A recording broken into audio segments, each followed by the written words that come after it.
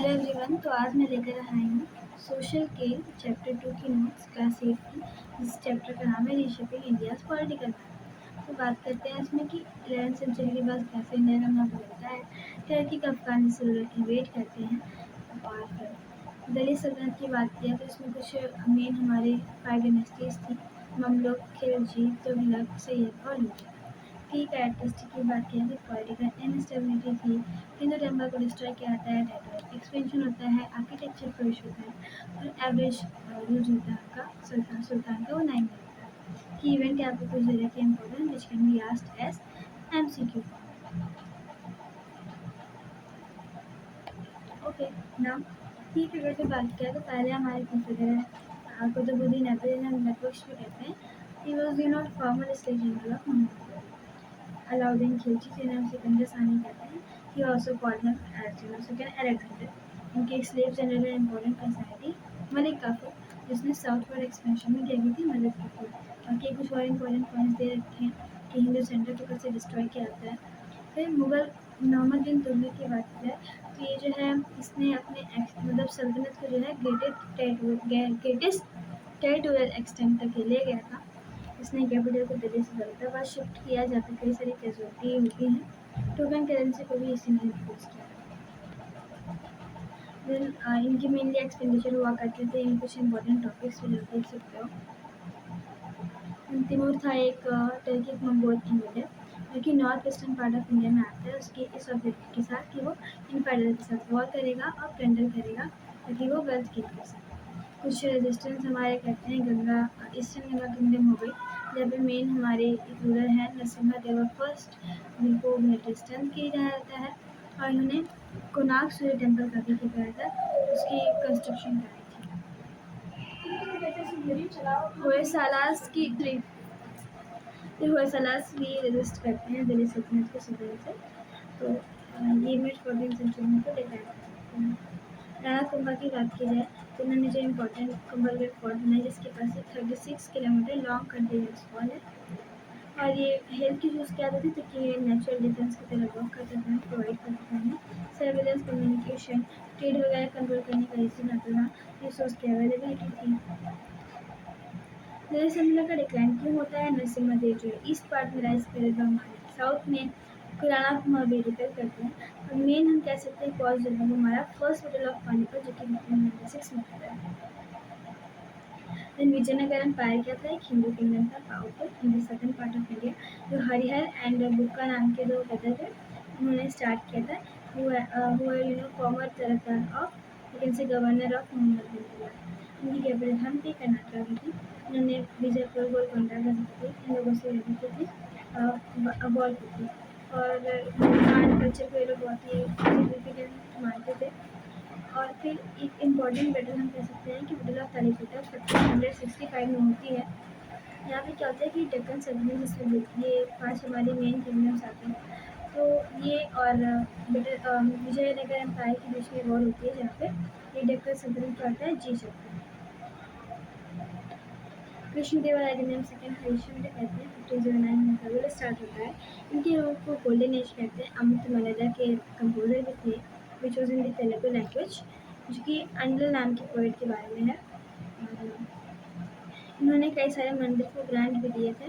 फिर बाद में इनकी आदर्श होती है 1529 में, जिसके बाद रमा राय 1565 में आ जाते हैं, इनको लीड करते हैं और डेक्कन सल्तनत को मतलब डेक्कन सल्तनत जो है इनको डिफीट कर देती है। तो इन दी बैटल ऑफ तालिकोटा जो हमने भी बात की थी इसकी। ये कौन थे रमा राय? तो son in law of Krishnadevaraya. Then बात करते हैं मुगल एम्पायर की, तो ये स्टार्ट होता है हमारा फर्स्ट बैटल ऑफ पानीपत के बाद, जहाँ पे बाबर जीतता है। तो 1707 में आल्दो हमारी जो मुगल एम्पायर है वो डिक्लाइन कर जाती है। और यहाँ पे 3 बैटल इंपॉर्टेंट है, चंदेरी, खानवा और भाभरे, जिसकी डेट मैंने लिख रखी है। और ये किसके बीच में होती है? ये भी मतलब होती है बाबर के साथ ही। और इसमें कौन हारता है कौन जीतता है? बाबर कौन था? टर्किक मंगोल रूलर था। ये डिसेंडेंट भी था तिमूर और चंगेज खान के, मतलब घर से बिलोंग करता था। ये से समरकांड से वहाँ से मतलब भगा दिया गया था। फाउंड कहते हैं मुगल एम्पायर को, अपनी ऑटोबायोग्राफी लिखते हैं बाबर नामा। इसे ब्रूचल ruthless conqueror भी कहते हैं because he found it prideful to erect towers of his skull. और बाद में इसकी 1530 में इसकी डेथ हो जाती है। Humayun was the son of Babur, struggle करता है एम्पायर को होल्ड नहीं कर पाता, सो डायनेस्टी बीच में इस्टेब्लिश हो जाती है। फिर सेकेंड मिडल ऑफ पानीपत में रीगेन करता है, और जो सेकेंड मिडल ऑफ पानीपत 1556 में होती है, जहाँ पे अकबर हेमचंद्र विक्रमादित्य जो कि हमारे सुर एम्पायर में था, इन दोनों के बीच में वॉर होती है, जहाँ पे हमारे अकबर जो होता है वो जीत जाता है। अकबर की बात करें तो हुमायूं की डेथ के बाद 1556 से ये रूलर बनता है at the age of 30। Chittorgarh को एक बार सीज करता है, जहाँ पे लोग वुमेन जो है वो जोहर करने पड़ती है। 30,000 सिविलियन को डेथ का भी ऑर्डर देता है। और फिर उसने कई सारे अलायंस स्टार्ट भी किए, जैसे कि इसने राजपूत प्रिंसेस के साथ अलायंस स्टार्ट किए थे। जिजिया है, सुदाय को है, जो कि पीस विद ऑल एक प्रमोट करता है इस चीज़ को। अकबरनामा अबुल फज़ल लिखता है इसके बारे अकबर के बारे में, और ये मोस्टली 50 ईयर्स के लिए रूल करता है। कुछ स्ट्रेटजीज इसने जो अडॉप्ट की थी अपने टेरिटोरियल एक्सपेंशन के लिए, वो यहाँ पे दे रखी है। और इसकी जो कैपिटल थी वो हमारी फतेहपुर सिकरी भी थी। जहांगीर के बारे में इतना दिया हुआ है कि वो आर्ट और आर्किटेक्चर वगैरह का था, उसका सपोर्टर था। फिर शाहजहाँ की बात करें तो उसने भी ताजमहल हो गया, हुमायूं टॉम, रेड फोर्ट जैसे अमेजिंग मोन्यूमेंट्स बनवाए हैं, और ये आर्ट एंड आर्किटेक्चर इन सब चीज़ों का क्या था, सपोर्ट कर रहा था। औरंगज़ेब 1658 में रूलर बनता है। शाहजहाँ जो बीमार पड़ते हैं 1657, अपने भाई दया शिकोह और बाकी दो भाइयों को मार के ये रूलर बन जाता है। फिर शाहजहाँ को आगरा फोर्ट में बंद कर देता है और अपने आप को आलमगीर क्या कहता है, मतलब ऐसा बोल देता है कि मैं Alamgir, which means the conqueror of the world. 49 years के लिए रूल करता है, सुन्नी सेक्ट करता है इस्लाम के, जिसे इम्पोज करता है। और 1669 में जो है स्कूल और टेम्पल जो थे इन्फाइनल थे उनको डिमोलिश करने का ऑर्डर देता है। 1707 में इसकी डेथ होती है, which also served as a major cause for the decline of Mughal empire. Mughals को रेजिस्टेंस कहाँ से मिलती है, जयपुर एंट्री से। ट्राइबल रेजिस्टेंस भी, जिसमें इंपॉर्टेंट पर्सनैलिटी हमारी क्या है, रानी दुर्गावती है, जिनकी एक बड़ी आर्मी थी विथ 1000 एलिफेंट एंड 20,000 सोल्जर। 40 की एज पर वो अपनी वॉर करती हैं और अपनी खुद की लाइफ को ले लेती है टू अवॉइड कैप्चर। राजपूत भी यहाँ हमारे ऊपर उठते, जैसे कि राणा कुंभा हो गए हमारे, और राणा सांगा होंगे, जो कि बैटल ऑफ खानवा 1527 में देखने को मिलते हैं। यहाँ पे फिर से बाबर जो है वो जीत जाता है। महाराणा प्रताप की बात करें तो ये बैटल ऑफ हल्दीघाटी में देखने को मिलता है, जहाँ पर महाराणा प्रताप और अकबर की जो आर्मी जो कि मान सिंह लीड कर रहे थे, इन दोनों के बीच में 1576 में वॉर होती है, जहाँ पे ये जीत जाता है हमारे। महाराणा प्रताप वहाँ से निकलते हैं, जेल से सबूत उनको मिलता है। देन बाद में क्या होता है, दुर्गादास राठौर नाम के एक वो रूलर होते हैं, जो कि अगेन मतलब still he continue to rebel against the Mughals और अपनी टेरिटरी को इंडिपेंडेंट। उसकी बात करें तो इनका कैपिटल गुड़गांव में था। उन्होंने इनकी इम्पोर्टेंट कह सकते हैं पाइक सिस्टम इन्होंने इंट्रोड्यूस कराई थी, जहाँ पे मैंने क्या था इम्पोर्टेंट था कि वो एज अ मिलिट्री में काम करें या फिर फाइट।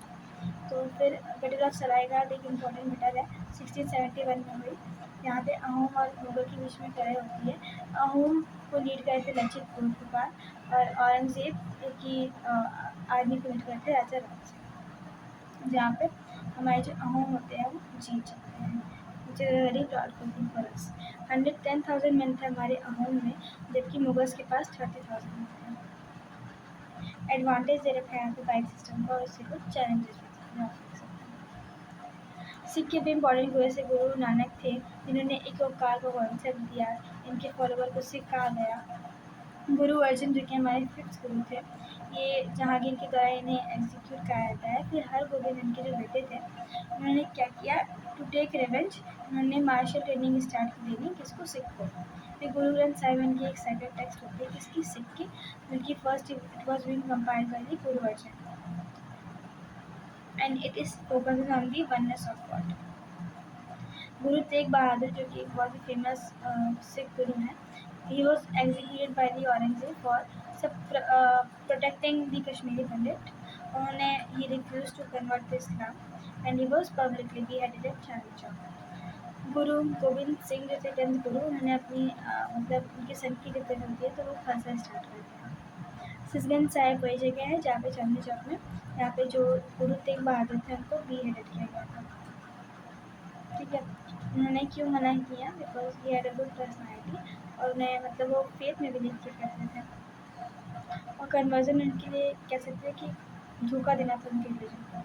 महाराजा रंजीत सिंह जिन्हें हम कहते हैं शेर ए पंजाब, कई सारे सिकनेस को इन्होंने कंबाइन किया था और एमर्ज करते हैं ये नॉर्थ ईस्टर्न भारत के लिए। एडमिनिस्ट्रेशन की बात करें तो दिल्ली सल्तनत में सेंट्रलाइज पावर थी, सुल्तान की भी कुछ अपनी ड्यूटी थी जो यहाँ दे रखी है मैंने। एकता सिस्टम था जहाँ पर रेवेन्यू वगैरह मतलब कि टेरिटरीज जो है वो नंबर को असाइन कर दी जाती थी। टैक्सेशन भी था वहाँ पे, कभी 1/5 हुआ करता था और जिजिया था नॉन मुस्लिम। मुगल की बात करें, मेनली हम अकबर की बात करेंगे यहाँ तो सेंट्रलाइज्ड फॉर्म था इनके गवर्नमेंट का। दीवान, मीर बख्शी, खाने सवन सदर, ये लोग कुछ इम्पोर्टेंट वहाँ के मुगल हुआ करते थे which who assisted the ruler. मनसबदारी system था जहाँ पे ऑफिसर को रैंक दी जाती थी। प्रोविंशियल एडमिनिस्ट्रेशन भी था, रेवेन्यू सिस्टम इनका था राजा तुलार मार के द्वारा इंट्रोड्यूस कराया गया, जहाँ पे लैंड का जो टैक्स होता था it was based on it's fertility and it was also fair and efficient taxation. People की लाइफ की बात किया तो उस टाइम एग्रीकल्चर जो था वो बैकबोन था इकोनॉमी का और कलेक्ट होती थी रेवेन्यू जो थी वो हमारी 1/5 था, कभी कभार हाफ होता था। और इरीगेशन भी क्या करता है मतलब उसकी फैसिलिटीज़ को इम्प्रूव किया जाता है जिससे ओवरऑल हमारी प्रोडक्टिविटी इम्प्रूव होती है, वो प्रोडक्टिविटी बढ़ती है हमारी लैंड की। और ऐसे कुछ क्रॉप है जैसे कि राइस भी उनको ग्रो किया जाता है उस टाइम। फिर क्राफ्ट एंड ट्रेड की बात करें तो टेक्सटाइल, वेपन, ऑर्नामेंट चीज़ों को बनाया जाता है। कुछ इंपॉर्टेंट ट्रेड सेंटर है, कालीकट, सूरत, ये सब हो गए। हुंडी सिस्टम क्या था? हुंडी एक रिटन इंस्ट्रक्शन था which was made for to make payment.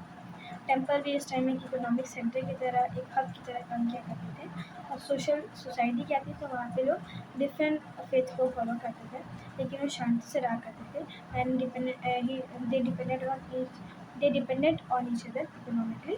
कभी कभार क्लैशेस हुआ करते थे सेपरेट साइड पे बट स्टिल। फिर जौहर की बात करें तो ये मास सेल्फ इमोलेशन था जब फिर वेमेन क्या करती थी, दे jump into the fire when the battle in the when the defeat in the battle was certain। और ये क्या करते थे ताकि वो कैप्चर होने से बता सके और डिसऑनर ना हो उनका। ये मेनली हम कह सकते हैं कि राजपूत प्रिंसेस होती है उनके द्वारा ये लीड किया जाता है। So that's it, thank you for watching this video, and if you like my notes then you can subscribe my channel and like this video, and I will provide the link of this PDF in the description box so that you can make your notes properly without any problem. Thank you for watching.